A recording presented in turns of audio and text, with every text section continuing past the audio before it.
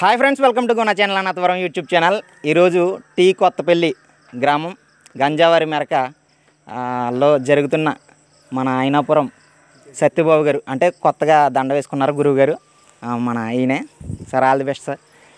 ఈయన షూటింగ్కి వచ్చాం స్పెషల్గా. అంటే ఇంత లాంగ్ పల్లం తర్వాత ఇదే లాంగ్ సెకండ్ షూటింగ్. ఆ లాంగ్ అసలు మనం తీయం. అయినా కొత్తగా దండ వేసుకున్నారు కాబట్టి ఎంకరేజ్ చేయాలి కాబట్టి వచ్చాం. ఇక్కడ కడలి రాధాకృష్ణ గారి గృహం నందు జరిగింది ఈ కోల సంబరం అనేది. వారికి కూడా చాలా థ్యాంక్స్. తెల్లవారులు కూడా బాగా చూసుకున్నందుకు. ఇన్స్టాగ్రామ్ ఫాలోవర్స్ అండ్ మన యూట్యూబ్ సబ్స్క్రైబర్స్ అందరూ కూడా గురువుగారి నెంబరు మీకు కిందైతే ఇస్తాను. అయినాపురం సత్యబాబు గురువు గారిగా ఈరోజు తొలి పరిచయం చేస్తున్నాం. మన గుణ ఛానల్లో ఫస్ట్ నామకరణం వేచేస్తే అది అవుతుంది కాబట్టి అయినాపురం సత్యబాబు గురువు గారి కింద పేరు వస్తుంది ఇవాళ నుంచి. మీకు ఎవరైనా వీళ్ళతో అమ్మవారి కథ చెప్పించుకోవాలనుకుంటే అయినాపురం సత్యబాబు గురువు గారు కింద నెంబర్లకి కాంటాక్ట్ అవ్వండి. కుర్రలందరూ కూడా చాలా బాగా చేశారు. అమ్మవారి అలంకరణ గురించి ప్రత్యేకంగా చెప్పాలి. అమ్మవారి అలంకరణలో ఉన్నది దోనబోయిన విజయ్ కుమార్, అదే దుర్గాప్రసాద్ కూడా అంట. అన్న ఆల్రెడీ మన ఛానల్లో ఫేమస్ అన్న. లాస్ట్ ఇయర్ చాలా ఫేమస్ అవుని మన అమ్మవారి అలంకరణలో చాలా బాగా వచ్చినాయి వీడియోస్ అన్నీ. తెల్లవారులు కష్టపడి తీశాను. వీళ్ళని ఎంకరేజ్ చేయండి, ముందు నన్ను కాదు. ఓకే, ఎవరికైనా ప్రోగ్రామ్స్ కావాలంటే కింద నెంబర్కి కాల్ చేసి ప్రతి వీడియో కింద నెంబర్ ఇస్తాను. ముందు ఇంట్రడక్షన్లో నెంబర్ ఇస్తాను. మీరు ఖచ్చితంగా వీళ్ళని కాంటాక్ట్ అవ్వి వీళ్ళని ఆశీర్వదిస్తారని కోరుకుంటూ మీ గుణ ఛానల్ కూడా ఉంటాను.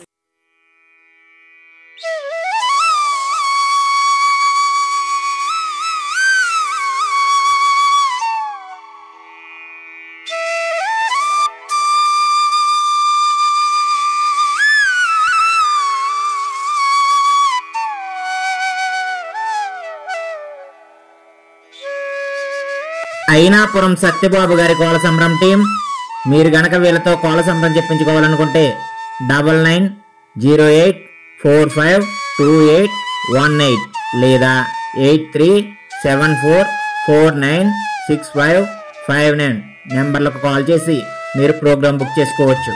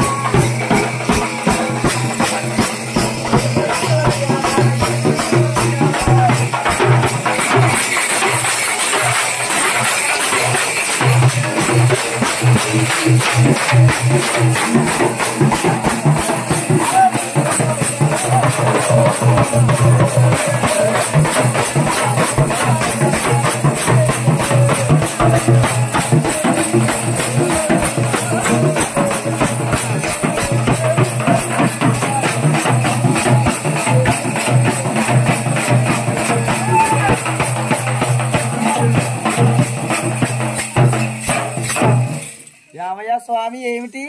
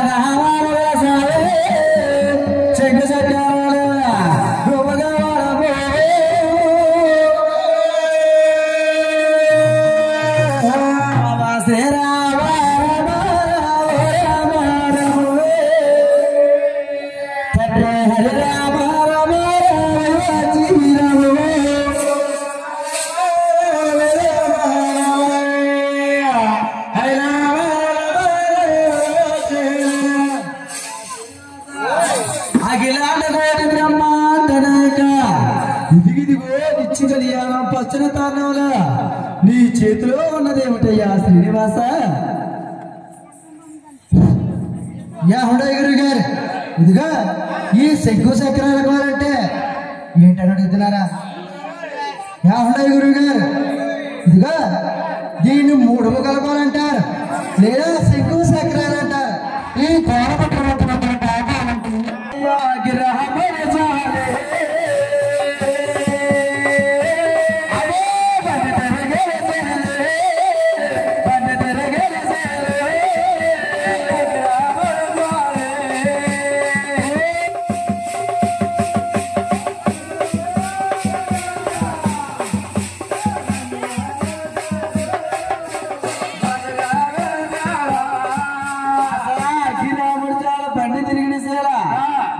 శ్రీనివాస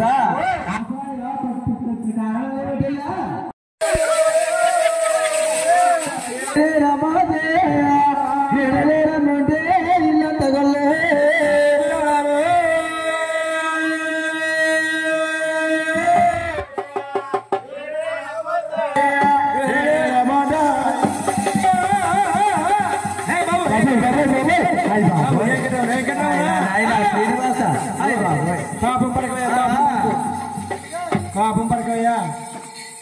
ఏంటి అంటున్నారేంటి? గురువు గారు, నన్ను నిజంగా నమ్ముకున్నట్లయితే నేల మేఘాల సాయ మరి సగం నమ్మి నమ్మకపోతే ఆ హాస్పిటల్లో పాఠం వేసి సిరి పాదాల్లో కాలికి పై దొక్కేతానండి గురువు గారు. ఉండే గురువు గారు, మరి సగం నమ్మి నమ్మకపోవడం అంటే ఏంటనుకుంటున్నారు? ఆపద కాలాలు ఆపద మొక్కలు వాడా నరరక్షక తీగ పరిపడ వాడా తిరుపతి కన్నా ఈ ఆపద కాలాలు ఈ ఆపద నుంచి నన్ను కొట్టించినట్లయితే నీకు ముడుపు కడుతున్నాను, నీ 7 పర్వతాలకు వచ్చి మొక్కులు చెల్లించుకుంటాం అని చెప్పేసి మాట ఇస్తారు. అంత అయిపోయిన తర్వాత మరి జనాలు ఉన్నారు కదా, ఏమనుకుంటారు తెలుసా? ఏమనుకుంటారండి? కష్టకాలంలో ఉన్నప్పుడు ఇంకెక్కడెక్కను బాబు, మా కష్టార్జితంతో మా రెక్కల కష్టంతో ఇంత పైకి వచ్చామని చెప్పుకుంటారు. వీళ్ళంతా గొట్టెక్కారనుకో మరిసిపోతూ ఉంటారు కదా, మరి పైన భగవంతుడు నేనున్నానని గుర్తు చేయాలి కదా. అలా మరిసిపోయినట్లయితే వాళ్ళ పాదాల్లో కనుక పై దొక్కేదనండి గురుగారు. నాయన వెంకటరమణ, అంటే నిన్ను నిజముగా నమ్ముకుంటే నీల మేఘాల సాయి అన్నా నిన్ను సగం నమ్మి నమ్మని వారుంటే అంటే పలస పలసగా డగులేసి పాతాళలో కలిగే పాయ తొక్కేస్తానన్నావు నాయన వెంకటరమణ ఇక్కడికి వచ్చిన సభ వారందరూ కూడా అంత ఎదిగి పెద్దవడంది కదా నిన్ను మాట్లాడమన్నది మరి మా మీద కోపాలు పడకూడదు నువ్వు ఉన్నమాట అన్నారనుక నాకు ఉరుకు పలుకుంటుంది కాని మాట అంటేనే కొంచెం కోపం ఎక్కువ 50 రోజుల తెల్లవారులు ఇలా ఉంటుందా ఇలా ఉంటుంది గోవింద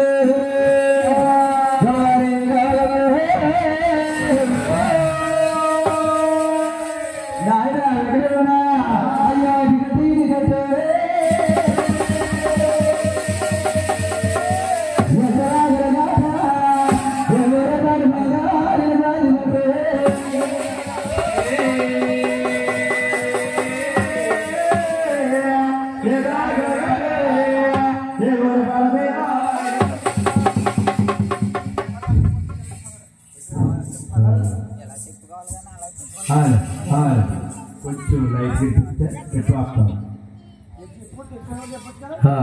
ఎప్పుడు వస్తారు కొంచెం కొద్దిగా సరిపోతా అలా ఉండే సరిపోతా అది హలో హలో హలో హలో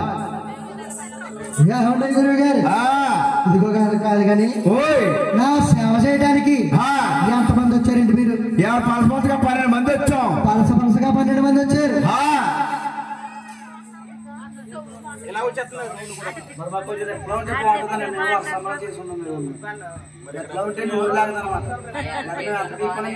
ఏర్పడుతుంది అలా ఇడిపోతుంది కాదు అలాగని పలసగా 12 మంది వచ్చారు 12 మంది వచ్చారు స్వామి ఎందుకు వచ్చారు భోజనానికి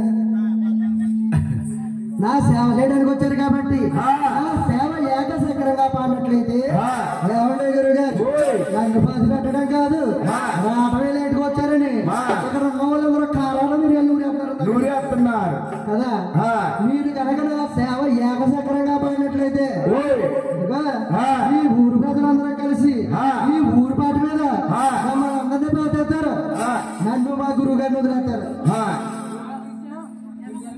నాయనంటే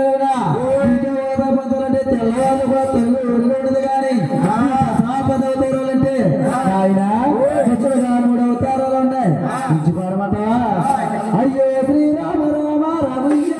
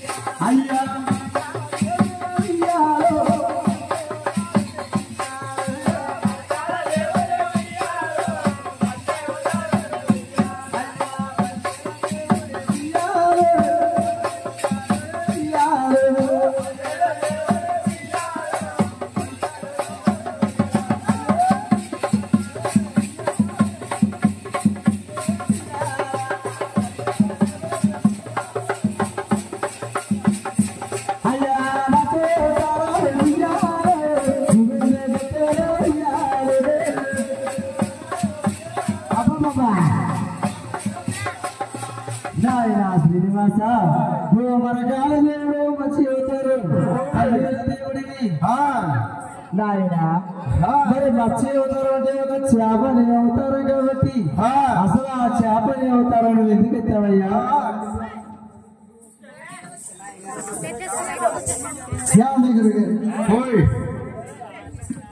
మరి మత్స్య అవతారం అడుగుతున్నారా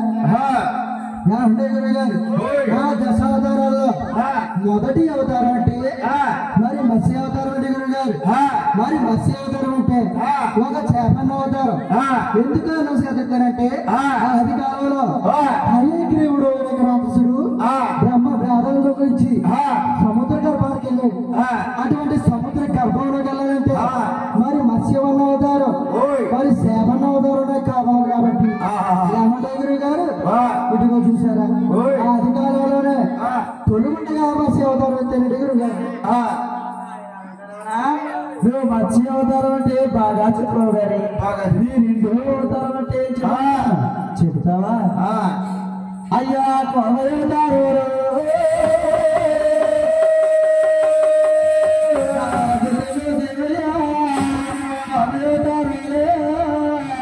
నువ్వెందుకైతే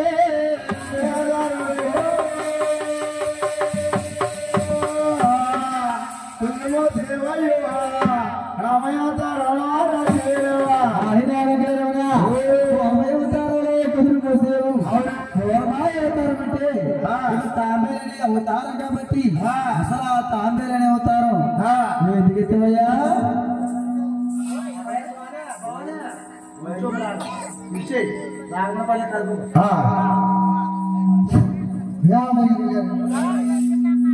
మరి